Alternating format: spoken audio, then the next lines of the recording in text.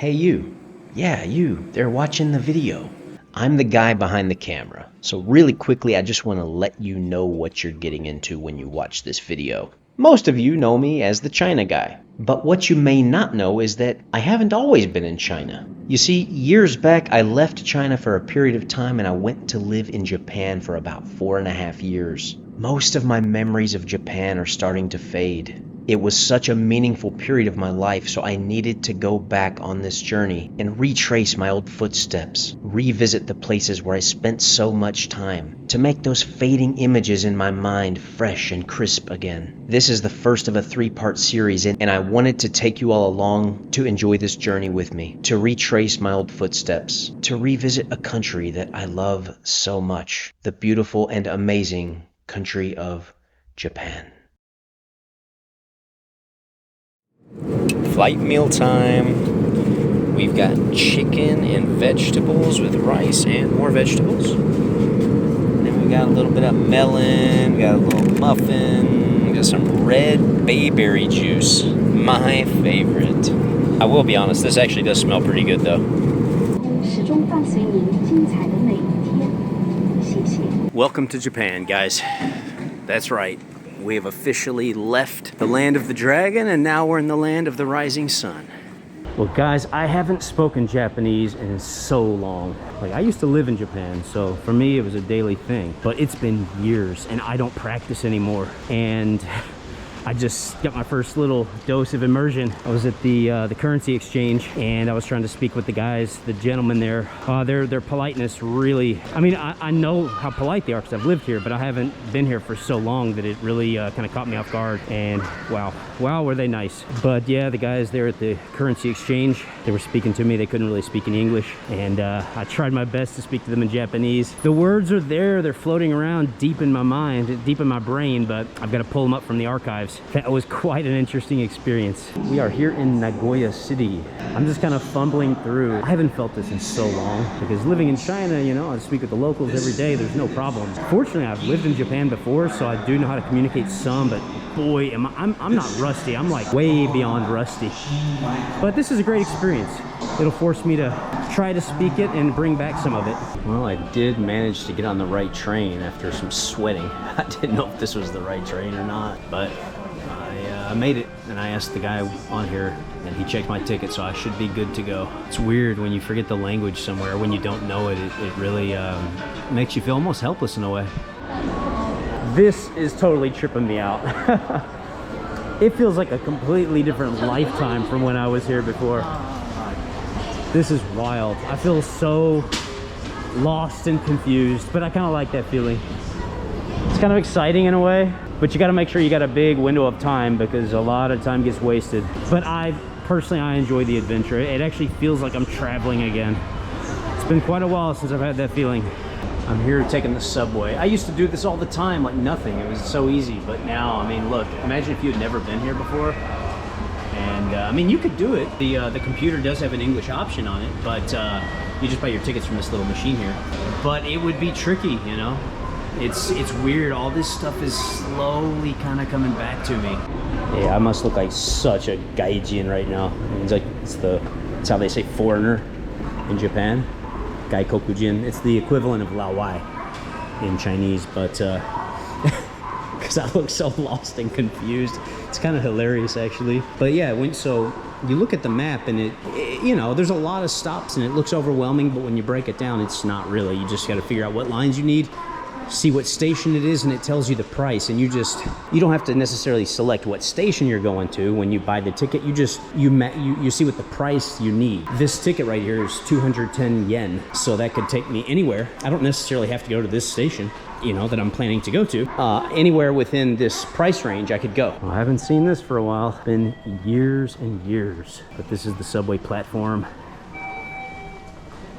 And when you get here, even if you're a first timer, even if you don't speak any Japanese, this is a map right here at the subway platform. It's got the English and it's also got the lines that you would transfer to. It's definitely navigable, if that's even a word, even if you don't speak Japanese. All right, well, I just got off the subway. I've had taxi to airplane, high-speed rails in China, to 2 different kinds of trains here in Japan. And I just got off at a major hub in Nagoya City called Sakai. And I don't really have my bearings. I know I'm generally in this area for the night, but wouldn't you know, that's my welcome back. It's raining and I don't have an umbrella, so I'm gonna go buy one. Gotta find a little shop and get one of those, hopefully, I was gonna say a $10 umbrella, but hopefully it's cheaper than that.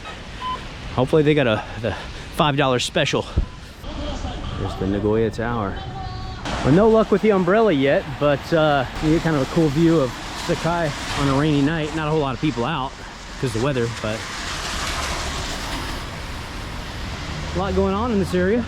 Well, I just got into my hotel room here in Japan. And even though in the past I lived here for several years, I was here for 4.5 years, this feels very new to me because I was living in Japan. I never needed hotels, so I have stayed in very, very few hotels. And usually when I did, it was the traditional type, like, you know, I'd go somewhere traveling with like the natural hot springs. So this is so different. I'm just walking in here. This is quite interesting. It's very small and compact, but it's got all kinds of stuff. There's a safe, got the water kettle. This is my new home. All right, you can see I got my little clear plastic umbrella. If you come to Japan, you'll see these everywhere. You can get them from any little convenience store. There's a convenience store on the corner there, straight ahead, Lawson. It's one of the mainstays as far as konbinis go. And this one right here cost me $7. So it's the cheapest one they had. It's gonna be a one-day use only because I've seen the weather forecast for the rest of my trip. It's supposed to be sunny and nice every day. So this is just, you know, it's one of the costs of living. Pay the $7 and stay dry, or save the $7 and get wet. Your choice. I am absolutely starving. And luckily my hotel is in an area where there's no shortage of choices. There's a ton of izakayas around this area. Izakaya is like a Japanese style restaurant and pub. It's a little, usually they're small and they've got a bunch of, they got a lot of dishes. They come in a small size, but they've got some of the best food in Japan, to be honest. And of course, quite a thorough drink menu. Just want to let you guys see this area. This is a pretty happening area right here in Sakai. And there's not a space wasted everywhere you look. You know, look at that. These signs have like 20 businesses on the sign. So check this out. I'm out on the street, and then I come over to an open-faced building here, and look, there's this little interesting looking hallway with just businesses on both sides. Really small little places. I don't know how, no telling how small these businesses are. Probably like one room. But I mean, just look at these are all the different businesses right here in this building. It's wild, isn't it? Well, I was just out on the street and I found this little place. It's like a little, they call it izakaya. And it's as Japanese as it gets. And I think I got something I didn't really know. I think this is like intestines, but I'm gonna eat it. I think that's what it is. But there's others, so like daikon and an egg and a little kind of like meatball type thing. And of course you got the draft beer. I just had a really good dinner and I met some very special friends. And I'm not going to say their name on camera, but it's her birthday. Welcome to Japan! Yay! Bye bye!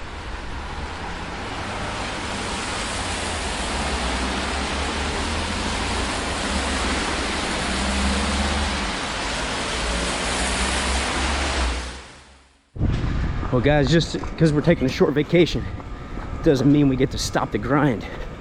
So I'm out here. It's a work day. You can see all the salaryman, the businessmen out here in their suits, their tailor-made suits. And I'm out here getting the sweat in the heart of Nagoya City. Beautiful weather, beautiful day. Look at the blue sky. All I can say is this feels good. And the destination for now is a place that I think you guys are gonna like. I decided to take it to the small back streets because those traffic lights were killing me. It seemed like every time I got to an intersection, I was catching a red light. You can't jog like that. So the area I was in last night, this is kind of how it looks in the daytime. At night, it really comes alive.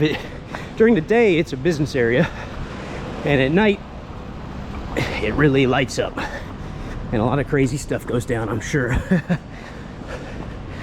I see a lot of advertisements for like hostess bars and spas and stuff like that. So you know there's some pretty shady stuff going on over here.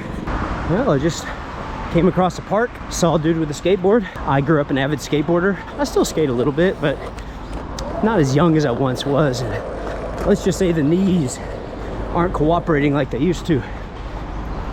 But yeah, I see the skate park. Show you guys. Hey, a female skater. Yeah, this dude.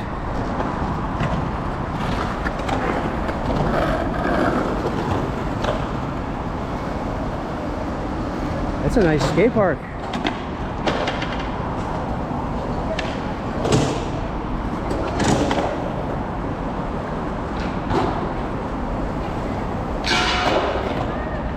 Yeah, these little back streets are the coolest part because you just never know what you'll run into back here.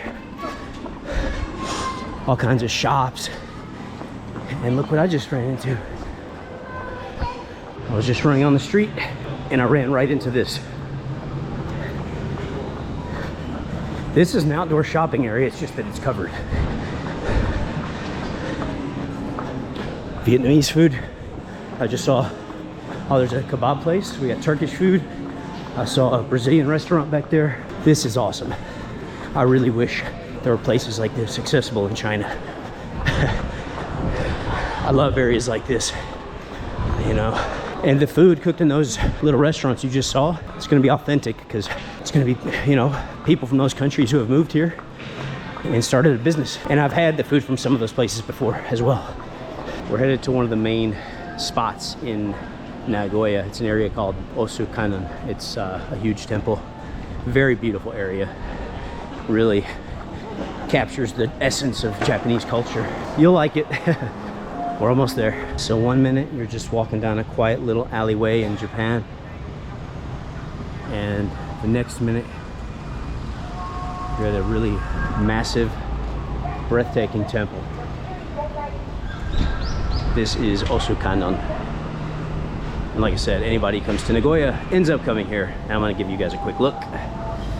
I've been here, but it's been so long, you know, years and years. Absolutely beautiful. And you can hear the chant, the Buddhist chants in the background. So serene.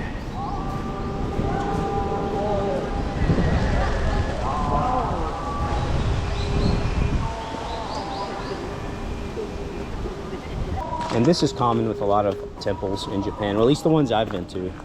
They tend to have these big open areas covered in gravel. And you can see this temple, it's quite a sight to behold, but it's just nestled right here in the middle of a community. I mean, you've got businesses and shops as soon as you leave it on all sides. It's just sitting right here in the center of this community.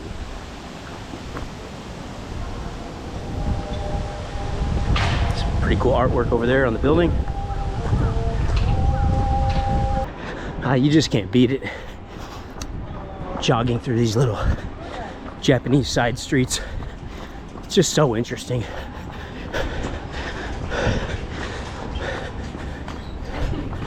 We're gonna jog through here. You can see those two kanji. Those are originally Chinese characters. Akamon, it just means red gate, and hence the clever name. It is a red gate. And this is where I wanted to take you guys. Back in the day when I first came to Japan, I didn't realize that curry was a thing. But Japanese curry is amazing. And this place specifically, Koko Ichiban, is just so good. It can get really spicy too if that's what you like. But I'm gonna go, I haven't had this for years. I love it. I'm gonna go in here and just stuff my face and show you guys what it's like. So this one in particular is really small. Like you can see, the seating area is very narrow. And then you order on this touch screen menu. And don't worry, you can select your language, Japanese, English, Korean, or Chinese. And voila, and you slide through and see what you want. I've had the food here before. Actually, my favorite one is seasonal, and since summer's over, they're not gonna have it, but they've got, we've got plenty of good things. And my favorite one, if you can get it, is the summer vegetable curry. It's so good. But if it's not summer, don't worry, they've got plenty of other ones too. And you've got pork cutlet, breaded and deep fried with vegetables. And one thing that's pretty interesting, you can see the spice level. They've got regular spice. It starts at 1, 2, 3, just goes up. Let's see how high it goes. Spice level 20. I like spicy food. I wouldn't touch that because if I remember correctly, back in the day, I could get like a spice level 3 and be good with that. That's what we're gonna do today. So here's the one I got. I'm not usually a huge squid guy, but the way they lightly batter the squid here and fry it is so good. The texture of it is just really, really pleasing. And then I got the vegetable curry with cheese mixed in, spice level 3. And I put some of these little pickled veggies on the side. And I'm just gonna dig and enjoy this because I can just smell how good it is. Just amazing. Well, one thing, when you go to a restaurant in Japan, or just when you eat at somebody's house, or even your own house, the custom is to finish everything. And look, I left one little grain of rice there. I mean, they literally clean their plate. Every grain of rice is eaten. Spicy level 3, but it looks like the spicy level goes up to 20. I got a 3 and that lit my ass up. I cannot imagine 20. Next time I come here, I'm gonna get 2 because for me, 3 was a little spicy. And I like spicy food. Now, obviously, after that huge serving of spicy Japanese curry, I'm not gonna continue jogging. But what I'm gonna do, I'm gonna use this opportunity to go to a kombini. Got the 7-Eleven here, get a coffee, and just sip on the coffee while I walk back to my hotel.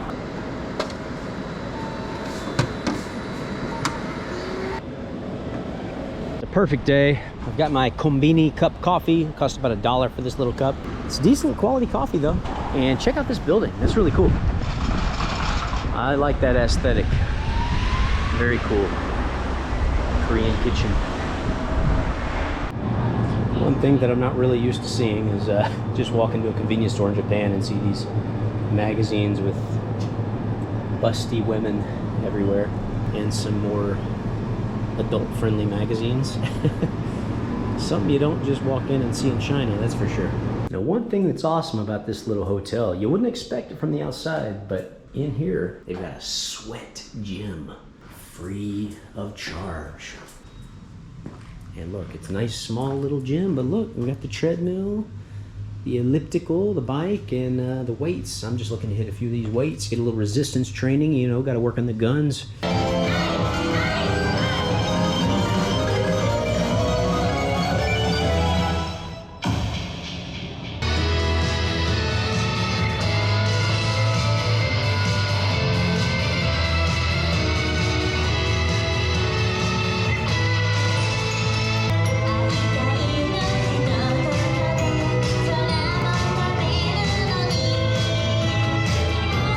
It's not rush hour right now, but it is a work day. And I want to give you guys just a quick glimpse of what it's like. Rush hour would be insane. But this, still there's no shortage of people. I just got off the subway and I'm back to the very first place that I lived in Japan.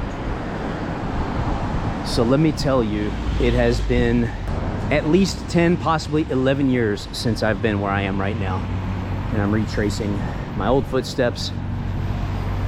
I know it's right here. It'll take me a minute to figure out exactly where it is. If the building still stands, I think it will.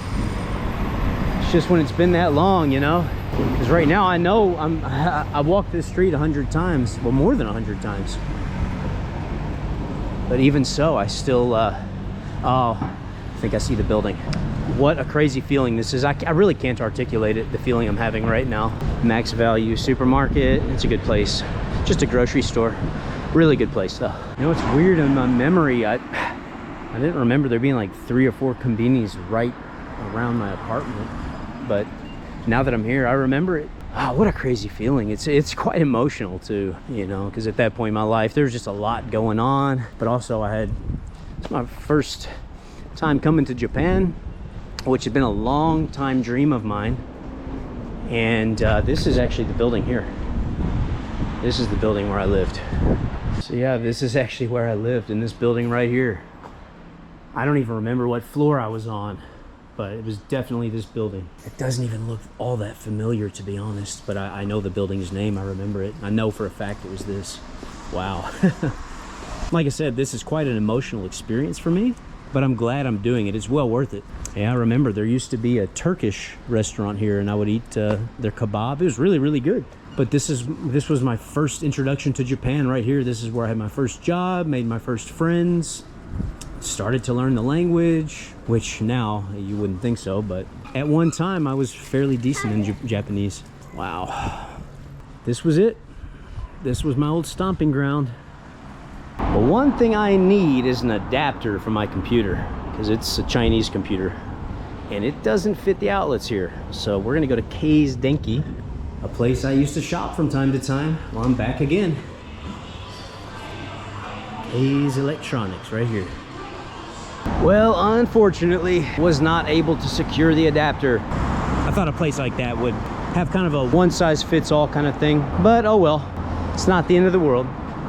There's the Nagoya Ferris wheel, and I'll tell you all right now, you will not find me on that thing. I've got a phobia of Ferris wheels. You can put me on any roller coaster, you can spin me around, flip me 6 ways to Sunday, and I'm good with that. I love it. But I do not like Ferris wheels because they're too slow. You can really feel when you're like way up, and it just scares me. We're not doing that. We're going to one of Japan's most well-known shops, Don Quixote, or as the locals might call it, Donkey. I've got a few shopping needs to take care of, and this place seems to have pretty much anything that you could need. You'll find Don Quixotes in different cities in Japan. I don't know if it's across the whole country, but it's definitely in at least several different cities. It's an interesting place. It's always got a lot. It's got a ton of stuff and a ton of people, always. And you never know what you'll see in a Don Quixote. I need to do some clothes washing, and I was looking for just a little bag of detergent, laundry detergent. In China, you can easily find that. I couldn't find it, and I'm tired of looking around, and apparently this bar of soap is okay for washing clothes. So I'm gonna wash my clothes in the sink in the hotel. And I'm gonna just see if they happen to have an adapter here, because they do have some electronics type things. My expectations are really, really low. I don't think they're gonna have it, but it can't hurt to take a quick look, right? You never know. If they don't have it here, I'll probably just give up on it. But you can see it's kind of like a maze in here. It's just got so much stuff, you can't really see where you're going. You know, it's like, what's behind this wall? What's behind that wall? They've got a pretty good selection, but they just don't have it. They've got some that look pretty similar, but just not quite right. So it looks like I'm out of luck on the adapter. Here on the top floor of Don Quixote, it's pretty interesting looking. These little lights. They've got a bunch of snacks up here, and something that caught my eye right over here, Kit Kats. I've never seen this many flavors. Ice cream Kit Kats, chestnuts, green tea, got lemon flavored, sweet potato. When I said this place has everything, I wasn't kidding around, they really do. I mean, they've got some actually pretty decent Halloween masks. I almost bought one. I think the skull and this clown are pretty good. And then, I mean, if you want fish, in an aquarium, you can buy fish right over here. And this is just right out front of the shop. And in the spirit of Halloween, they've got some Chucky goods. A little Chucky tote bag, free hugs, all dolled up. And I was just walking down the street and I found this little Mexican style bar, pub kind of thing, and got myself a Mexican highball and some, they call these nachos with guacamole, and the guacamole looks good, and the nachos, that's all you get. 3 big ones. And this wasn't exactly cheap, but I knew what I was getting into. I knew this place wouldn't be cheap. It's just a little snack.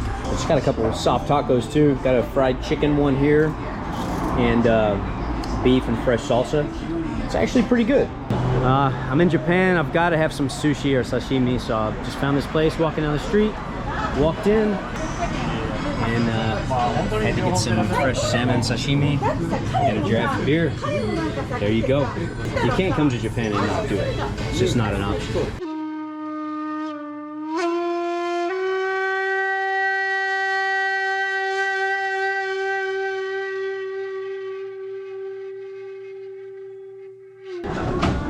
Hey guys, greetings from 2nd floor McDonald's in Nagoya City.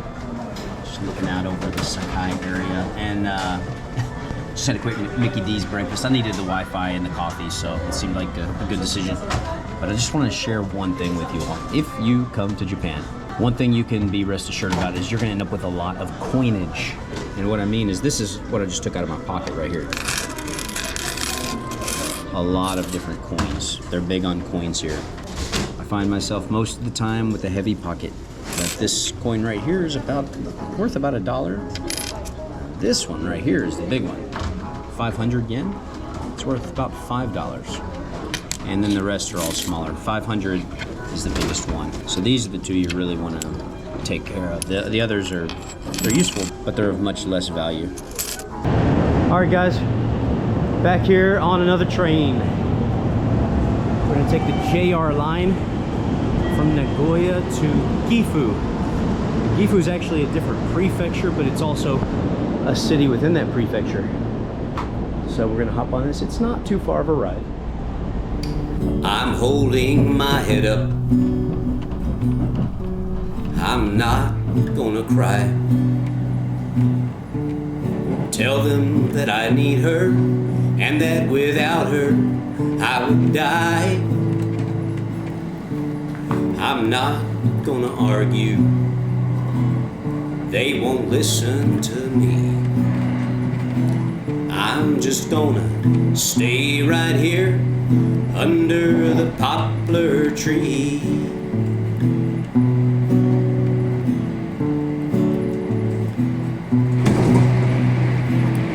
Let me tell you a story. It happened this way. It was born out of longing in a man that's gone astray. I've been to the valley in the shadow of death. I've crossed many rivers wearing a scar on my chest.